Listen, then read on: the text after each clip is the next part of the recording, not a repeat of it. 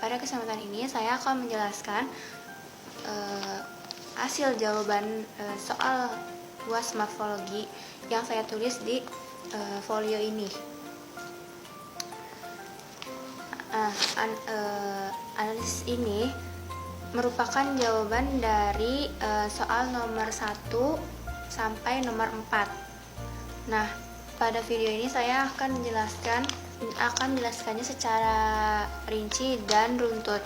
Pertama, saya akan mulai dari soal pertama, yaitu tentang afiks. Nah, dari teks alinea tersebut beberapa kata yang saya temukan dalam teks alinea tersebut, yaitu contohnya pada kata bernama.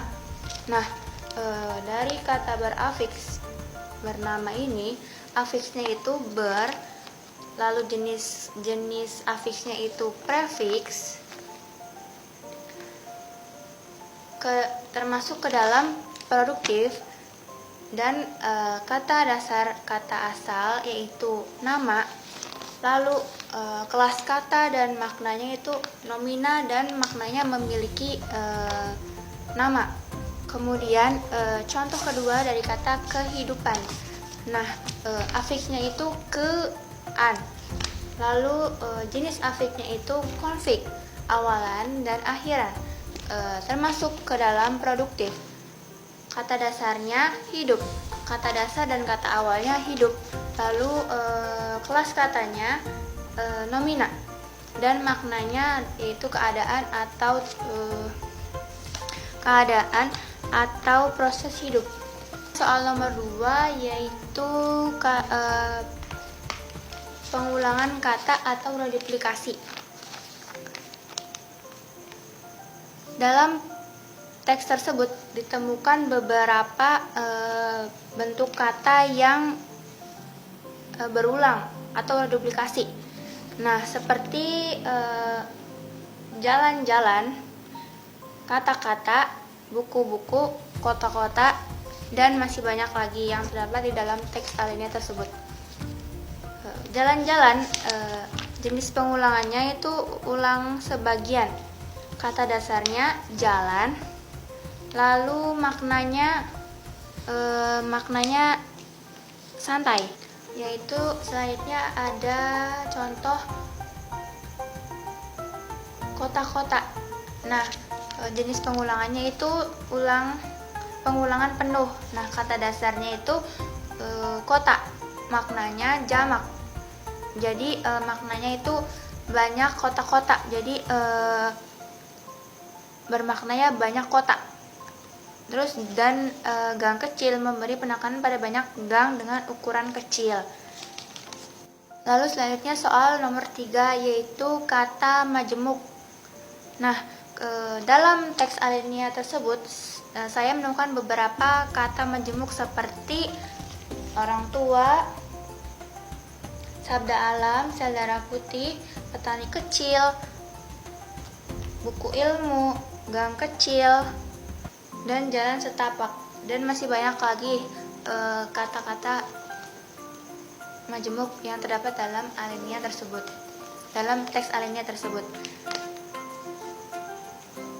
Kata majemuk tersebut terbentuk dari dua kata dasar yang membentuk makna baru ketika digabungkan. Nah, seperti unsur pembentuknya orang plus tua, orang tua plus tua. Jenisnya idiomatik, maknanya ayah dan ibu. Contoh kedua yaitu sabda alam. Nah, unsur pembentuknya ini sabda plus alam. Jenisnya itu termasuk ke dalam idiomatik karena maknanya suara alam, tetapi melainkan simbol pesan atau suara kehidupan. Selanjutnya soal nomor 4 yaitu tentang morfofonemik. Proses ini terjadi ketika pembubahan afiks menyebabkan perubahan pada bunyi kata dasar. Contohnya kata penggabungan. Nah, Penggabungan ini berasal dari gabungan dan kata gabungan dan pen, sehingga bunyi N menyesuaikan dengan huruf eng. Jadi penggabungan yaitu dari kata gabung dan pen. Bunyi morfem N menjadi eng. Lalu contoh kedua ada memancarkan, dari kata pancar dan me, di mana morfem P luluh setelah mendapat awalan me. Begitu juga pada kata menyanyi, dari kata nyanyi, dan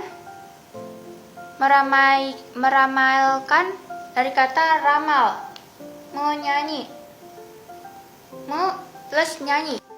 Proses ini menunjukkan adanya penyesuaian fonem agar pengucapan menjadi lebih mudah dan sesuai dengan kaidah bahasa Indonesia. Sekian dari saya tentang menjelaskan soal UAS yang saya tulis di kertas foli ini.